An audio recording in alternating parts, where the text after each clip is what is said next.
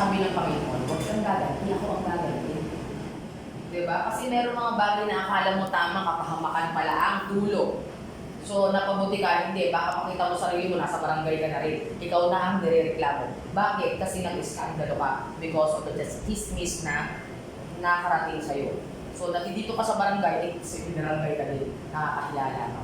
Diba? Kasi naging emotional tayo. Okay? So, dapat po, nakukorek tayo. Pag nagbabasa tayo ng salita ng Diyos, nalalaman mo yun eh. Ay, hindi pala ako dapat mapanghusga. Sabi sa San Jato, huwag magtatangi. Diba? Ay, hindi pala ako dapat magiging magagalitin. Hi, Kap! Hi, Kap! Hi, Kap! Ayan, ay, makakabait. Actually, walang tao, maski Kristiyano na nga, o nakakilala sa Panginoon, ha? Ang hindi nagkakamali, minsan-minsan. Minsan po kasi na-off track tayo. Tama ba? Minsan, akala mo, always na, bait-bait ko naman, bait ako, ganyan. Pero, nagkaroon ka ng pagmamalabis, hindi mo alam na ang biro mo pala ay masakit na para sa iba. Hindi mo naman gusto talaga at intensyon na maka-offend. Pero minsan, hindi natin namamalayan nagiging offensive na pala yung assume natin. Di ba?